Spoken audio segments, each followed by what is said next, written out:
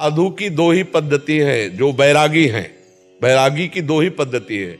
लंगोटी बंद होगा, नीचे खुला वस्त्र होगा, ऊपर जो वस्त्र धारण गुरु परंपरा से दिया गया, और बाल या तो पूरे के पूरे रखे होंगे और या पूरे के पूरे मुड़े होंगे। सेटिंग नहीं होगी। ये नहीं कि दाढ़ी मुछ मुड़ा लिया बाल रखे हुए हैं, ऐसी कुछ नहीं होता। या तो पूरे शरीर के बाल रखे हुए हैं और या तो पूरे शरीर के बाल मुंडन करवाए हुए हैं।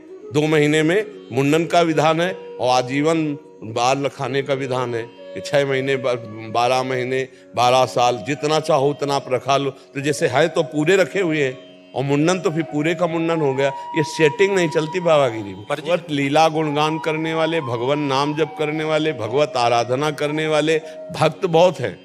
भक्तों की, अब जैसे भागवत प्रवक्ता भगवान के भक्त हैं, उनके पत्नी हैं, उनके पुत्र है, उनके पूरे परिवार है, वो भागवत है, महाभागवत है। लेकिन जो ये लगता है संत महात्मा, साधु महात्मा, ये विरक्त वेश के लिए लगता है। परंपरा से 2 मार्ग हैं, एक गृहस्थ मार्ग है, तो गृहस्थ मार्ग के महाभागवत जन हैं, भगवान की चर्चा करते हैं, भूरिदा जना है।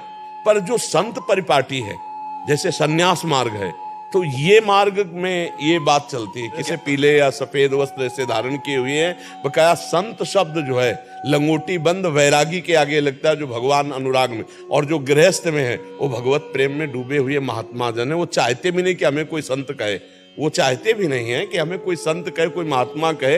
अब ऐसा विरक्त वेश की मर्यादा को रखना बहुत कठिन हो गया है, बहुत कठिन। बाल बहुत सेटिंग से हैं, रोज दाढ़ी और मुछ चिकनी की जा रही है, हम उसको क्या कहें? पूरा और या तो फिर दाढ़ी। गृहस्थ में ऐसा है, गृहस्थ में ऐसा कर सकते हैं। जिनके आगे जो विरक्त वेश में नहीं, निवृत्ति मार्ग में नहीं है, गृहस्थी में है, हम लोग कथा कर रहे हैं, तो वो बात उनकी ठीक हो, कैसे भी रह सकते हैं। गृहस्थी में उनका एक अलग विधान है। लेकिन विरक्त जहां संत लगा है, वहां 2 ही पद्धतियां हैं, या तो पूरा मुंडन करा ले और या फिर बाल रखाए रखे। लंगोटी बंद होना चाहिए, जो गुरु परंपरा से वेशभूषा मिली वो वेशभूषा होनी चाहिए। तो प्रायः जो संत लगता है वो निवृत्ति मार्ग परक बहुत ऊंची स्थिति के महापुरुषों के आगे लगता है। आजकल छोटे छोटे बच्चे भागवत कर रहे हैं, मतलब केवल सीखा ही है भागवत और अपने आगे ऐसा, तो अब फिर वो होता है कि बाबा अमुक संत। अब किस बात के बाबा है?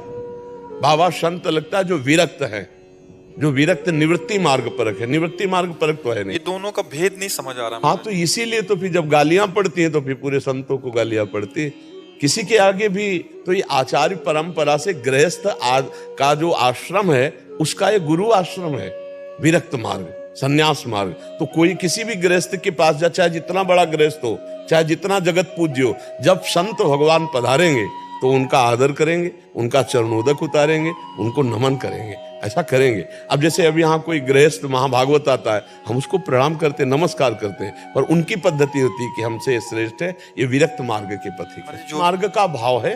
निवृत्ति मार्ग जो है वो गृहस्थ आश्रम का गुरु आश्रम माना जाता है, तो शुरू से चला आ रहा है ऐसा। तो आचार्य परंपरा से चलना चाहिए, गुरु परंपरा से चलना चाहिए। संत सब जो भगवान में चित्त जोड़े हैं, निरंतर संसार के राग से रहित, वही संत हैं। अब लड़का बच्चा परिवार सबका पोषण हो रहा, जब मन आया पैजामा कुर्ता पहन लिया, पैंट शर्ट पहन लिया, जब आया और इसके आगे बाबा लिखा जाता है, संत लिखा जाता है, तो ये मतलब नहीं ठीक है, ऐसा नहीं ठीक है।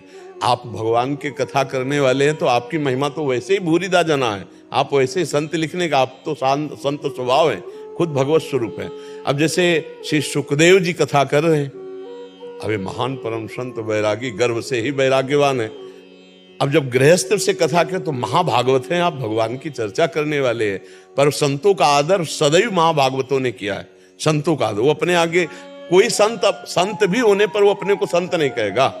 जब आप उससे कहो तो एक है, हम जैसे अधम जीव भला संत कहाँ हो सकते हैं, ये तो संतों के हम चरणों के आश्रित है। साधुता एक अलग मार्ग।